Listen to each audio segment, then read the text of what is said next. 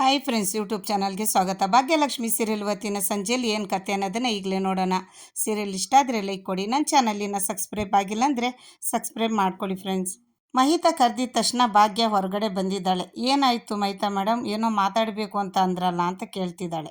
ಹೌದು ಭಾಗ್ಯ, ನಿನ್ನ ಹತ್ರ ಒಂದು ಮುಖ್ಯವಾಗಿರೋ ವಿಷಯ ಮಾತಾಡಬೇಕಾಗಿತ್ತು ಅಂತ ಮಹಿತಾ ಹೇಳ್ತಿದ್ದಾಳೆ.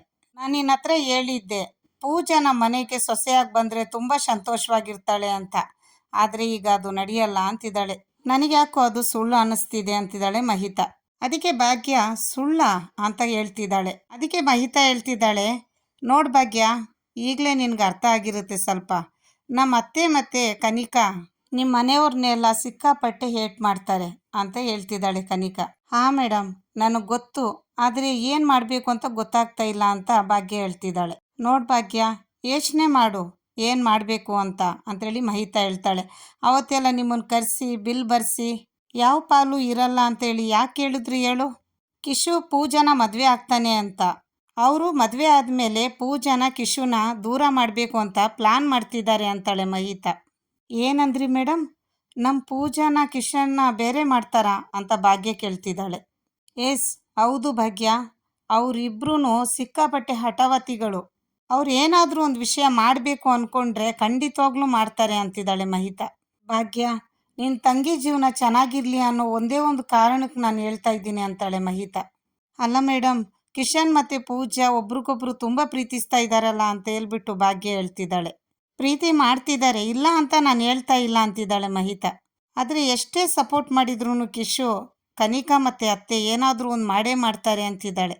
ಭಾಗ್ಯ, ಈ ಥರ ಹೇಳ್ತಿದ್ದೀನಿ ಅಂತೇಳಿ ತಪ್ಪು ತಿಳ್ಕೊಬೇಡ. ನಿನ್ನ ಜೀವನದಲ್ಲಿ ಏನೇನಾಯಿತು ಅಂತ ಹೇಳಿ ನಿನಗೆ ಗೊತ್ತು. ಪೂಜಾ ಜೀವನನೂ ಅದೇ ಥರ ಆದರೆ ಏನು ಮಾಡ್ತೀಯ ಭಾಗ್ಯ ಅಂತ ಮಹಿತಾ ಕೇಳ್ತಿದ್ದಾಳೆ. ನೋಡು ಭಾಗ್ಯ, ನಾನು ಹೇಳ್ತಿರೋದು ಸುಳ್ಳು ಅಂತ ಅನಿಸಿರ್ಬೋದು, ಸತ್ಯ ಏನಿದೆಯೋ ಅದನ್ನೇ ನಾನು ಹೇಳಿದ್ದೀನಿ. ಪೂಜಾ ನಮ್ಮ ಮನೆಗೆ ಹೇಳಿ ಮಾಡಿಸಿದ ಸೊಸೆ, ಆದರೆ ಏನು ಮಾಡಲಿ, ಸತ್ಯನ ಮುಚ್ಚಿಡ್ಲಿಲ್ದೆ ನಿನಗೆ ಹೇಳಿದ್ದೀನಿ ಅಂತಾಳೆ ಮಹಿತಾ. ಯೋಚನೆ ಮಾಡಿ ನಿರ್ಧಾರ ತಗೋ, ಎಲ್ಲ ನಿನ್ನ ಕೈಲೈತೆ ಭಾಗ್ಯ ಅಂತ ಹೇಳ್ಬಿಟ್ಟು ಮಹಿತಾ ಹೋಗ್ಬಿಡ್ತಾಳೆ. ಆದಿ ಯೋಚನೆ ಮಾಡ್ತಾ ಇದ್ದಾನೆ ಒಬ್ಬನೇ ಒಂದೇ ಕಡೆ ಕುತ್ಕೊಂಡು. ಏನು ಮಾಡಬೇಕು ಅಂತ ಗೊತ್ತಾಗ್ತಾನೆ ಇಲ್ವಲ್ಲ, ಏನು ನಿರ್ಧಾರ ತಗೋಬೇಕು ಅಂತ ಅನಿಸ್ತಾನೆ ಇಲ್ವಲ್ಲ ಅಂತ. ಆ ಭಾಗ್ಯ ಬಗ್ಗೆ ನಾನು ಅಂದ್ಕೊಂಡಿದ್ದೆ ಒಂದು, ಇಲ್ಲಿ ಆಗ್ತಿರೋದೇ ಒಂದು. ಭಾಗ್ಯ ಮುಂದೆ ಏನೆಲ್ಲ ಮಾಡಿದ್ಲು, ಆದಿ ಏನೆಲ್ಲ ನೋಡಿದ್ನೋ ಅದನ್ನು ನೆನಪು ಮಾಡ್ಕೊತಾ ಇದ್ದಾನೆ. ಕುಸುಮ ಅವ್ರ ಕಾರ್ ಗಿಲಾಸ್ ಹೊಡೆದಿದ್ದು ಮತ್ತು ದುಡ್ಡು ಕೈ ಮೇಲೆ ಇಟ್ಟಿದ್ದು ಆದಿಗೆ, ರೋಡಲ್ಲಿ ಒಬ್ಬ ವ್ಯಕ್ತಿನ ಓಡಿಸ್ಕೊಂಡೋಗಿ ದುಡ್ಡು ಉಸ್ಲಿ ಮಾಡಿದ್ದು, ಇದನ್ನೆಲ್ಲ ಆದಿ ನೋಡಿರ್ತಾನೆ. ಅದನ್ನೆಲ್ಲ ನೆನ್ಪು ಮಾಡ್ಕೊತಾ ಇದ್ದಾನೆ. ಆದಿ ಮನೆಗೆ ಭಾಗ್ಯನ ಕರೆಸಿ ಬಿಲ್ ಬರ್ಸ್ಕೋಬೇಕಾದ್ರೆ ಭಾಗ್ಯ ಹೇಳಿದ್ದು ಮಾತು ಏನಂದರೆ, ನಾನು ನಿಮ್ಮ ಆಸ್ತಿ ಅಂತಸ್ತೆಲ್ಲ ನೋಡಿಬಿಟ್ಟು ಕಿಶನ್ನ ಒಪ್ಕೊಂಡಿದ್ದಲ್ಲ, ನನ್ನ ತಂಗಿನ ತುಂಬ ಚೆನ್ನಾಗಿ ಅರ್ಥ ಮಾಡಿಕೊಂಡು ಚೆನ್ನಾಗಿ ಇಟ್ಕೊಂಡ್ರೆ ಸಾಕು ಅಂತ ಹೇಳಿದ ಮಾತು ಆದಿ ನೆನೆಸ್ಕೊತಾ ಇದ್ದಾನೆ. ಭಾಗ್ಯ ಅಸಿಸ್ಟೆಂಟ್ ಕೆಲಸ ಉಳಿಸೋದಕ್ಕೆ ಭಾಗ್ಯ ಹೊರಗೆ ಬಂದ್ಲು ಅಂತ ಹೇಳಿದ್ದು ಮಾತು, ಭಾಗ್ಯ ಜೊತೆ ಕೆಲಸ ಮಾಡ್ತಿದ್ದು ಆ ಹುಡುಗಿ ಹೇಳಿದ ಮಾತನ್ನ ಆದಿ ನೆನೆಸ್ಕೊತಾ ಇದ್ದಾನೆ. ಭಾಗ್ಯ ಇರೋದೇ ಹಾಗೆ, ಜೊತೆಲಿರೋರಿಗೆ ಎಷ್ಟೇ ಕಷ್ಟ ಬಂದ್ರೂ ಬಿಡೋ ಮಾತೇ ಇಲ್ಲ ಅಂತ ಹೇಳಿದ್ದನ್ನು ನೆನ್ಪು ಮಾಡ್ಕೊತಾ ಇದ್ದಾನೆ. ಆದಿ ಹತ್ರ ಭಾಗ್ಯ ಮೈದ್ನ ಒಂದು ಮಾತು ಹೇಳಿರ್ತಾನೆ, ಸ್ವಾಭಿಮಾನಕ್ಕೆ ಇನ್ನೊಂದು ಹೆಸರೇ ನಮ್ಮ ಅತ್ತಿಗೆ ಅಂತ. ಅದನ್ನು ಕೂಡ ನೆನೆಸ್ಕೊತಾ ಇದ್ದಾನೆ ಆದಿ. ಭಾಗ್ಯ ವಿಷಯದಲ್ಲಿ ಎಲ್ಲರೂ ಒಳ್ಳೆಯದನ್ನೇ ಹೇಳಿದ್ದಾರೆ, ಆದರೆ ಕನಿಕಾ ಯಾಕೆ ಈ ಥರ ತಪ್ಪಾಗಿ ಹೇಳಿದ್ಲು ಅಂತೇಳಿ ಆದಿ ಎಲ್ಲಿ ನೆನೆಸ್ಕೊತಾ ಇದ್ದಾನೆ ಏನೋ. ಕಾಮತ್ ಅವರು ಡ್ಯಾನ್ಸ್ ಮಾಡಬೇಕಾದ್ರೆ ಸುಸ್ತಾಗಿದ್ದಾಗ ಕರ್ಕೊಂಡು ಬಂದು ಭಾಗ್ಯ ಕೂರಿಸ್ಬಿಟ್ಟು ನೀರು ಕುಡಿಸೋದನ್ನು ಆದಿ ನೋಡಿರ್ತಾನೆ, ಅದನ್ನು ಕೂಡ ನೆನೆಸ್ಕೊತಾ ಇದ್ದಾನೆ. ಕಾಮತ್ ಸರ್ ಒಂದು ಮಾತು ಹೇಳಿರ್ತಾರೆ, ನೋಡಾದಿ, ಆ ಫ್ಯಾಮಿಲಿ ಬಗ್ಗೆ ನೀನು ಯಾವಾಗೂ ತಪ್ಪಾಗಿ ಯೋಚನೆ ಮಾಡಿದ್ಯಾ, ಮೊದಲು ಅದರಿಂದ ಹೊರಗೆ ಬಾ ಅಂತ ಹೇಳಿದ್ದನು ತಂದೆ ಮಾತನ್ನು ಕೂಡ ನೆನೆಸ್ಕೊತಾ ಇದ್ದಾನೆ ಆದಿ. ಮಹಿತಾ ಹೇಳ್ಬಿಟ್ಟು ಹೋಗಿದ್ದನ್ನು ಭಾಗ್ಯ ನೆನೆಸ್ಕೊಂಡು ಒಂದು ಕಡೆ ಕೂತ್ಕೊಂಡ್ಬಿಟ್ಟಿದ್ದಾಳೆ. ಇಲ್ಲಿ ಆದಿ ಯಾರೆಲ್ಲ ಭಾಗ್ಯ ಬಗ್ಗೆ ಒಳ್ಳೆಯದನ್ನೇ ಹೇಳಿದ್ರು ಅದ್ರ ಬಗ್ಗೆ ನೆನೆಸ್ಕೊಂಡು ಅವನು ಒಂದು ಕಡೆ ನಿಂತ್ಕೊಂಡ್ಬಿಟ್ಟಿದ್ದಾನೆ. ಆದಿ ಭಾಗ್ಯನ ಕರೆದುಬಿಟ್ಟು ಒಂದಿಷ್ಟು ದುಡ್ಡುಗಳನ್ನ ಕೊಟ್ಟಿರ್ತಾನೆ ಮದುವೆ ನಿಲ್ಲಿಸೋಕ್ಕೆ. ನೆನೆಸ್ಕೊತಾ ಇದ್ದಾನೆ, ಅಷ್ಟು ದುಡ್ಡು ಕೊಟ್ಟು ಮದುವೆನ ನಿಲ್ಲಿಸು ಅಂದಾಗನೇ ಭಾಗ್ಯ ನನ್ನ ಮಾತು ಕೇಳಲಿಲ್ವಲ್ಲ ಅಂತ. ಭಾಗ್ಯ ಒಂದೇ ಕಡೆ ಕೂತ್ಕೊಂಡು ಯೋಚನೆ ಮಾಡ್ತಿದ್ದಾಳೆ, ಏನಪ್ಪ ನಡೀತಿದೆ ದೇವ್ರೆ, ನಾನು ಏನಪ್ಪ ಮಾಡಲಿ ಇವಾಗ, ನಾನು ಅಂದ್ಕೊಂಡಂಗೆಲ್ಲ ಇವರಿಲ್ಲ ಅಂತೇಳಿ ಗಾಬರಿಯಿಂದ ಯೋಚನೆ ಬಿದ್ದುಬಿಟ್ಟಿದ್ದಾಳೆ ಭಾಗ್ಯ. ಅದೇ ಟೈಮಲ್ಲಿ ಆದಿ ಒಂದು ಕಡೆ ನಿಂತ್ಕೊಂಡು ಹೇಳ್ಕೊತಿದ್ದಾನೆ, ನಾನು ಅಂದ್ಕೊಂಡಂಗಿಲ್ಲ ಭಾಗ್ಯ, ಇವರು ತುಂಬಾ ಒಳ್ಳೆಯವರು ಅಂತ. ಎಷ್ಟು ದೊಡ್ಡ ವಿಷಯದಲ್ಲಿ ನಾನು ನಿರ್ಧಾರ ತೊಗೊತಿದ್ದೆ, ಆದರೆ ಕರೆಕ್ಟಾಗಿ ತೊಗೊತಿದ್ದೆ, ಈ ವಿಷಯದಲ್ಲಿ ನಾನು ಎಡವ್ಬಿಟ್ನಾ ಅಂತ ಆದಿ ಯೋಚನೆ ಮಾಡ್ತಿದ್ದಾನೆ. ಭಾಗ್ಯ, ನಾನು ಎಲ್ಲೋ ಎಡವಿಬಿಟ್ನಾ, ನಾನು ಈ ನಿರ್ಧಾರನ ತುಂಬ ಯೋಚನೆ ಮಾಡಿ ತಗೋಬೇಕು ಅಂತ ಭಾಗ್ಯ ಹೇಳ್ಕೊತಿದ್ದಾಳೆ. ನಾನು ಖಂಡಿತ ಎಡವುತ್ತೀನಿ ಅಂತೇಳಿ ಭಾಗ್ಯ ಹೇಳ್ತಾ ಇದ್ರೆ ಇಲ್ಲಿ ಆದಿ ಕಿಶನ್ ಪೂಜಾ ಜೀವನ ಹಾಳಾಗಬಾರ್ದು ನನ್ನಿಂದ ಅಂತ ಹೇಳ್ತಿದ್ದಾನೆ. ನಾನು ಸರಿಯಾಗಿ ನಿರ್ಧಾರ ತಗೊಂಡಿಲ್ಲ ಅಂದರೆ ಕಿಶನ್ ಪೂಜಾ ಜೀವನನೇ ಹಾಳಾಗುತ್ತೆ ಅಂತ ಭಾಗ್ಯ ಹೇಳ್ತಿದ್ದಾಳೆ.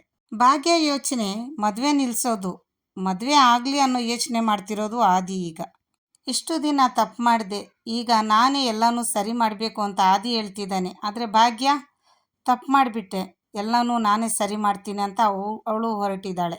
ಭಾಗ್ಯ ಏನು ಯೋಚನೆ ಮಾಡ್ತಿದ್ದಾಳೆ ಅಂದರೆ ನನ್ನ ಜೀವನ ಥರ ನನ್ನ ತಂಗಿ ಜೀವನ ಆಗಬಾರ್ದು, ಅವಳು ಸುಖವಾಗಿರಬೇಕು ಅಂತ ಕನಸು ಕಾಣ್ತಾ ಇದ್ದ ಭಾಗ್ಯ ತಂಗಿ ಕಷ್ಟಪಡ್ತಾಳೆ ಮುಂದಕ್ಕೆ ಅಂತ ಗೊತ್ತಾಗಿದ್ದ ತಕ್ಷಣ ಮದುವೆನೇ ನಿಲ್ಸೋಕೆ ಹೊರಟಿದ್ದಾಳೆ. ಮೀನಾಕ್ಷಿ ಅವ್ರಿಗೂ ಇದೇ ಬೇಕಾಗಿತ್ತು. ಮೀನಾಕ್ಷಿ ಅವ್ರು ಅಂದ್ಕೊಂಡಂಗೆ ಭಾಗ್ಯ ಮದುವೆ ನಿಲ್ಲಿಸ್ತಾಳ, ಆದಿ ಅಂದ್ಕೊಂಡಂಗೆ ಈ ಮದುವೆ ಮಾಡಿ ಮುಗಿಸ್ತಾನ, ನೋಡೇ ಬಿಡೋಣ. ಕಿಶನ್ನ ಹಸೆಮಣೆ ಮೇಲೆ ಕೂರಿಸಿ ಪೂಜೆ ಮಾಡಿಸ್ತಾ ಇದ್ದಾರೆ. ಮದುಮಗಳನ್ನ ಕರ್ಕೊಂಡು ಬನ್ನಿ ಅಂತ ಹೇಳಿ ಕಳಿಸ್ತಿದ್ದಾರೆ. ಕುಸುಮ ಅವರು ಲಕ್ಷ್ಮಿ ಎಲ್ಲ ಸೇರಿಕೊಂಡು ಪೂಜಾನ ಕರ್ಕೊಂಡು ಬರ್ತಾ ಇದ್ದಾರೆ ಹಸೆಮಣೆ ಮೇಲೆ ಕೂರ್ಸೋಕ್ಕೆ. ಭಾಗ್ಯ ಬೇಗ ಬೇಗ ನಡ್ಕೊಂಡು ಒಳಗೆ ಬರ್ತಾ ಇದ್ದಾಳೆ. ಭಾಗ್ಯ ಪೂಜಾನ ಹಸೆಮಣೆ ಮೇಲೆ ಕೂತ್ಕೊಳ್ಳಿಲ್ದಂಗೆ ತಡೀತಾಳೆ. ಎಲ್ಲರೂ ಭಾಗ್ಯ ಕಡೆಗೆ ನೋಡ್ತಿದ್ದಾರೆ, ಏನಾಯಿತು ಅಂತ ಶಾಕಲ್ಲಿ. ಪೂಜಾ ಕೇಳ್ತಾಳೆ, ಅಕ್ಕ ಏನಾಯ್ತಕ್ಕ ಅಂತ. ಪೂಜಾ, ನಿನ್ನ ಹತ್ರ ಸ್ವಲ್ಪ ನಾನು ಮಾತಾಡಬೇಕು ಅಂತಿದ್ದಾಳೆ ಭಾಗ್ಯ. ಸುನಂದವ್ರು ಬಂದು ಹೇಳ್ತಿದ್ದಾರೆ, ಏನೋ ಮಾತಾಡಬೇಕಾ ಈಗ್ಲಾ ಅಂತ ಕೇಳ್ತಿದ್ದಾರೆ. ಭಾಗ್ಯ ಹೇಳ್ತಿದ್ದಾಳೆ, ಹೌದಮ್ಮ ಈಗಲೇ ಮಾತಾಡಬೇಕು ಅಂತ. ಭಾಗ್ಯ ಅವ್ರ ತಾಯಿ, ಭಾಗ್ಯ ಏನು ಹುಡುಗಾಟ ಆಡ್ತಿದ್ಯಾ ಅಂತ ಕೇಳ್ತಿದ್ದಾರೆ. ಮೂರ್ತು ಗೊತ್ತಾಯಿತು ಕಣೆ, ಇಲ್ಲಿ ನೋಡಿದ್ರೆ ಮಾತಾಡಬೇಕು ಅಂತಿದೆಯಲ್ಲ ಅಂತ ಹೇಳ್ತಿದ್ದಾರೆ. ಅಮ್ಮ ನಾನು ಈಗಲೇ ಮಾತಾಡಬೇಕು, ತುಂಬ ಮುಖ್ಯವಾಗಿರೋ ವಿಷಯ, ಮೂರ್ತಕ್ಕಿಂತ ಮುಖ್ಯವಾಗಿರೋ ವಿಷಯ ಅಂತಿದ್ದಾಳೆ ಭಾಗ್ಯ. ಭಾಗ್ಯ, ಏನಮ್ಮ ವಿಷಯ, ಮೂರ್ತು ಗೊತ್ತಾಗುತ್ತೆ ಅಂತೇಳಿ ಕಿಶನ್ ಅವ್ರ ತಂದೆ ಕೇಳ್ತಿದ್ದಾರೆ. ಕ್ಷಮಿಸಿಮವ್ವ, ನಾನೀಗ ಮಾತಾಡಲಿಲ್ಲ ಅಂದರೆ ತುಂಬಾ ಕಷ್ಟ ಆಗುತ್ತೆ ಅಂತಿದ್ದಾಳೆ ಭಾಗ್ಯ. ಕನಿಕನ ಮಗದಲ್ಲಿ ನಗು. ಇದು ನನ್ನ ತಂಗಿ ಜೀವನದ ಪ್ರಶ್ನೆ ಅಂತಿದ್ದಾಳೆ. ಪೂಜಾ ಅವ್ರ ತಾಯಿ ಹೇಳ್ತಿದ್ದಾರೆ, ಅಲ್ಲ ಭಾಗ್ಯ ಅಂತ. ಅವಾಗ ಪೂಜಾ ಹೇಳ್ತಿದ್ದಾಳೆ, ಅಮ್ಮ ಈ ಮದುವೆ ಮಾಡ್ತಿರೋದೇ ಅಕ್ಕ, ಎಲ್ಲಿ ಏನು ಮಾತಾಡಬೇಕು ಅಂತ ಅಕ್ಕನ ತುಂಬ ಚೆನ್ನಾಗಿ ಗೊತ್ತು, ನೀನು ಸ್ವಲ್ಪ ಸುಮ್ಮನೆ ಇರು ಅಂತಿದ್ದಾಳೆ ಪೂಜಾ. ಅವಳು ಸುಮ್ಮನೆ ಹೇಳಲ್ಲ, ಈ ಟೈಮಲ್ಲಿ ಮಾತಾಡಬೇಕು ಅಂದ್ಕೊಂಡಿದ್ದಾಳೆ ಅಂದರೆ ತುಂಬ ಮುಖ್ಯವಾಗಿರೋ ವಿಷಯನೇ ಇರಬೇಕು ಅಂತ ಪೂಜಾ ಹೇಳ್ತಿದ್ದಾಳೆ. ಅಕ್ಕ ನೀನು ಹೇಳಕ್ಕ ಅಂತೇಳಿ ಪೂಜಾ ಹೇಳ್ತಿದ್ದಾಳೆ. ಭಾಗ್ಯ, ನಾನು ನಿನ್ಗೊಂದು ಪ್ರಶ್ನೆ ಕೇಳ್ತೀನಿ ಅಂತ ತಂಗಿಗೆ ಹೇಳ್ತಿದ್ದಾಳೆ. ನೇರವಾಗಿ ಉತ್ತರ ಕೊಡ್ತೀಯಾ ಅಂತೇಳಿ ಭಾಗ್ಯ ಕೇಳ್ತಿದ್ರೆ, ಖಂಡಿತವಾಗ್ಲೂ ಉತ್ತರ ಕೊಡ್ತೀನಿ ಹೇಳಕ್ಕ ಅಂತಿದ್ದಾಳೆ. ನಾನು ನಿನಗೆ ಮತ್ತೆ ಕೇಳ್ತಾ ಇದ್ದೀನಿ, ನಿನಗೆ ನನ್ನ ಮೇಲೆ ನಂಬಿಕೆ ಇದೆ ತಾನೇ ಅಂತೇಳಿ ಭಾಗ್ಯ ಹೇಳ್ತಾ ಇದ್ದಾಳೆ. ಏನಕ್ಕ ನೀನು ಇಷ್ಟೆಲ್ಲ ಆದಮೇಲೆ ಮತ್ತೆ ಕೇಳ್ತಾ ಇದೆಯಲ್ಲ ಅಂತಿದ್ದಾಳೆ ಪೂಜಾ. ನಾನು ಈ ಪ್ರಪಂಚದಲ್ಲಿ ಕಣ್ಣು ಮುಚ್ಕೊಂಡು ನಂಬ್ತೀನಿ ಅಂದರೆ ಅದು ನಿನ್ನನ್ನು ಮಾತ್ರ ಅಂತೇಳಿ ಪೂಜಾ ಹೇಳ್ತಿದ್ದಾಳೆ. ಸರಿ, ಹಾಗಾದರೆ ನನ್ನ ಮಾತು ಕೇಳ್ತೀಯ ತಾನೇ ಅಂತೇಳಿ ಭಾಗ್ಯ ಹೇಳ್ತಿದ್ದಾಳೆ. ಲಕ್ಷ್ಮಿ ಹೇಳ್ತಾಳೆ, ಅಕ್ಕಮ್ಮ ಈ ಟೈಮಲ್ಲಿ ಈ ಮಾತೆಲ್ಲ ಏಕೀಗ ಅಂತ. ಯಾಕಂದರೆ ನಾನು ಮುಖ್ಯವಾಗಿರೋ ಅಂಥ ಒಂದು ವಿಷಯಕ್ಕೆ ನಿರ್ಧಾರ ತಗೋಬೇಕು, ಅದಕ್ಕೋಸ್ಕರ ಪೂಜಾ ಹತ್ರ ಒಂದು ಪ್ರಶ್ನೆ ಕೇಳಬೇಕು ಅಂತಿದ್ದಾಳೆ. ಹೇಳು ಪೂಜಾ, ನಾನು ಹೇಳಿದ್ದು ನೀನು ಕೇಳ್ತೀಯ ತಾನೆ ಅಂತ ಭಾಗ್ಯ ಹೇಳ್ತಿದ್ದಾಳೆ. ಹೇಳಕ್ಕ, ಏನು ಹೇಳಬೇಕು ಅಂದ್ಕೊಂಡಿದ್ಯಾ ಹೇಳು ಅಂತ ಪೂಜಾ ಹೇಳ್ತಿದ್ರೆ, ಪೂಜಾ ನೀನು ಹಸೆಮಣೆ ಮೇಲೆ ಕೂತ್ಕೊಳ್ಳೋದು ಬೇಡ ಅಂತ ಭಾಗ್ಯ ಹೇಳ್ತಿದ್ದಾಳೆ. ಈ ಮದುವೆ ನಿಲ್ಲಿಸ್ಬಿಡೋಣ ಅಂತಿದ್ದಾಳೆ. ಎಲ್ಲರೂ ನೋವಲ್ಲಿ ಶಾಕ್ ಆಗಿ ನಿಂತಿದ್ರೆ ಇಲ್ಲಿ ಕನಿಕಾ ಮತ್ತು ಮೀನಾಕ್ಷಿ ಅವರು ತುಂಬ ಖುಷಿಯಾಗಿ ಶಾಕ್ ಆಗಿ ಹೋಗಿದ್ದಾರೆ. ಏನಪ್ಪ ನಾವು ಅಂದ್ಕೊಂಡಂಗೆ ಆಗೋಯ್ತಲ್ಲ ಎಲ್ಲ ಅಂತ ಕಿಶನ್ ಮುಖ ನೋಡೋಕ್ಕಾಗ್ತಾ ಇಲ್ಲ. ಮದುವೆಗೆ ಬಂದು ಕೂತಿರೋ ಜನ ಎಲ್ಲ ಎದ್ದು ನಿಂತ್ಕೊಂಡಿದ್ದಾರೆ ಭಾಗ್ಯ ಮಾತು ಕೇಳಿ. ಭಾಗ್ಯ ಅವ್ರ ತಾಯಿ, ಭಾಗ್ಯ ಹುಡುಗಾಟ ಆಡ್ತಿದ್ಯಾ ನೀನು ಅಂತ ಕೇಳ್ತಿದ್ರೆ, ಇಲ್ಲಮ್ಮ ನಾನು ನಿಜಾನೇ ಹೇಳ್ತಿದ್ದೀನಿ ಅಂತಿದ್ದಾಳೆ. ಏನು ನಿಜ, ನಿನ್ನ ತಲೆ ಕೆಟ್ಟಿದೆ ಕಣೆ ಅಂತಿದ್ದಾರೆ ಭಾಗ್ಯ ಅವ್ರ ತಾಯಿ. ಸುನಂದವ್ರು ಹೇಳ್ತಿದ್ದಾರೆ, ಪೂಜಾ ಅವಳ ಮಾತು ನೀನು ಕೇಳಬೇಡ, ಹಸೆಮಣೆ ಮೇಲೆ ಕೂತ್ಕೋ ಹೋಗು ಅಂತ. ಕಿಶನ್ ಅವ್ರ ತಂದೆ ಹೇಳ್ತಿದ್ದಾರೆ, ಭಾಗ್ಯ ಇಷ್ಟೆಲ್ಲ ಶಾಸ್ತ್ರ ಮಾಡಿ ಈಗ ಮದುವೆ ನಿಲ್ಲಿಸೋದು ಶೋಭೆನಾ ಅಂತ. ಇಲ್ಲಮ್ಮವ, ನನ್ನ ತಂಗಿ ಜೀವನದ ಮುಂದೆ ಈ ಮದುವೆ ಶಾಸ್ತ್ರ ಎಲ್ಲ ಯಾವುದೂ ಅಲ್ಲ ಅಂತಿದ್ದಾಳೆ ಭಾಗ್ಯ. ಕುಸುಮ ಅವ್ರು ಕೇಳ್ತಿದ್ದಾರೆ, ಮಗಳೇ ಏನಾಗಿದೆ ಅಮ್ಮ, ಅವರಿಬ್ಬರು ಇಷ್ಟಪಡ್ತಾನೆ ಮದುವೆ ಆಗ್ತಿದ್ದಾರೆ ಅಂತ. ಭಾಗ್ಯ ಹೇಳ್ತಿದ್ದಾಳೆ, ಅವಳೇನೋ ಇಷ್ಟಪಟ್ಟಿದ್ದಾಳೆ ಅತ್ತೆ, ಅವಳನ್ನೂ ಇಷ್ಟಪಡೋರು ಬೇಕಲ್ವಾ ಅಂತ. ಕಿಶನ್ ಹೇಳ್ತಿದ್ದಾನೆ, ಅಲ್ಲ ಏನು ನಿಮ್ಮ ಮಾತಿನ ಅರ್ಥ, ಪೂಜಾನ ಇಷ್ಟಪಡ್ತಾ ಇಲ್ಲ ಅಂತ ಹೇಳ್ತಿದ್ದೀರಲ್ಲ, ನಾನು ಅವಳನ್ನ ಇಷ್ಟಪಡ್ತಿದ್ದೀನಿ ಅಂತಿದ್ದಾನೆ. ಪೂಜಾನು ಎಷ್ಟು ಇಷ್ಟಪಡ್ತಿದ್ದಾಳೆ ಅಂತ ನಿಮಗೂ ಗೊತ್ತಲ್ವಾ, ಯಾಕೆ ಈ ಥರ ನಿರ್ಧಾರ ಅಂತೇಳಿ ಕಿಶನ್ ಕೇಳ್ತಿದ್ರೆ, ಭಾಗ್ಯ ನೋಡಿ ಕಿಶನ್, ಅವಳು ಮದುವೆ ಆಗಿ ಆ ಮನೇಲಿ ಜೀವನ ಮಾಡೋದಕ್ಕೆ ನೀವೊಬ್ಬರೇ ಇಷ್ಟಪಟ್ಟರೆ ಸಾಕಾಗಲ್ಲ ಅಂತಿದ್ದಾಳೆ ಭಾಗ್ಯ. ಕಾಮತ್ ಸರ್ ಹೇಳ್ತಿದ್ದಾರೆ, ನೋಡು ಭಾಗ್ಯ, ನೀನು ಯಾವ ಉದ್ದೇಶ ಇಟ್ಕೊಂಡು ಈ ಥರ ಎಲ್ಲ ಮಾತಾಡ್ತಿದ್ಯೋ ನನಗೊಂದು ಗೊತ್ತಾಗ್ತಿಲ್ಲ ಅಂತ. ನಮ್ಮ ಮನೆಯವರಿಂದ ಯಾರಿಂದ ಆದರೂ ಬೇಜಾರಾಗಿದ್ದರೆ ನಾನು ನಿನ್ನ ಹತ್ರ ಕ್ಷಮೆ ಕೇಳ್ತೀನಿ ಅಂತಿದ್ದಾರೆ ಕಾಮತ್ ಸರ್. ಎಲ್ಲರೂ ಕೂತು ಮಾತಾಡಿಕೊಂಡು ಸಾಲ್ವ್ ಮಾಡ್ಕೊಳ್ಳೋಣ ಅಂತ ಕಾಮತ್ ಸರ್ ಹೇಳ್ತಿದ್ದಾರೆ.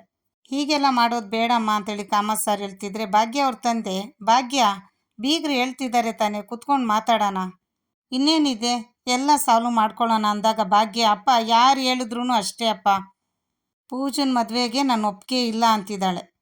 ಪೂಜಾ ಮನೇಲಿ ನೆಮ್ಮದಿಯಾಗಿರ್ತಾಳೆ ಅನ್ನೋ ನಂಬಿಕೆ ನನಗಿಲ್ಲ. ನಾಳೆ ಹೆಚ್ಚು ಕಮ್ಮಿ ಆದರೆ ಪೂಜನ ಜೀವನ ನಂತರ ಆಗುತ್ತೆ ಅಂತಿದ್ದಾಳೆ ಭಾಗ್ಯ. ನಾನು ಒದ್ದಾಡ್ತಿರೋದೇ ಸಾಕಪ್ಪ, ನನ್ನ ಪೂಜನ ಜೀವನ ಆ ಥರ ಆಗೋದು ಬೇಡ ಅಂತಿದ್ದಾಳೆ ಭಾಗ್ಯ. ಕಿಶನ್ ಹಸೆಮಣೆ ಮೇಲಿಂದ ಎದ್ದೇ ಬಿಟ್ಟ. ಭಾಗ್ಯ ಹತ್ರ ಬಂದು ಹೇಳ್ತಿದ್ದಾನೆ, ಇಲ್ಲ ಇಲ್ಲ, ನೀವು ಅಂದ್ಕೊಂಡಂಗೆಲ್ಲ ಏನೂ ಆಗಲ್ಲ, ನೀವು ಏನೇನೋ ಯೋಚನೆ ಮಾಡ್ತಾ ಇದ್ದೀರಾ ಅನಿಸುತ್ತೆ ಅಂತಿದ್ದಾನೆ. ಕಿಶನ್ 2ನೇ ಸಲ ಹಸೆಮಣೆ ಮೇಲಿಂದ ಎದ್ದ. ಯಾವುದೇ ಕಾರಣಕ್ಕೂ ಅಕ್ಕನ ಮಾತು ತೆಗ್ದಾಕಿಲ್ಲ ಪೂಜಾ. ಇಲ್ಲಿಗೆ ಕತೆ ಮುಗ್ದಿದೆ. ನಾಳೆ ಸಂಚಿಕೆಯಲ್ಲಿ ಏನು ಕತೆ ಅನ್ನೋದನ್ನು ನೋಡೋಣ. ಬಾಯ್.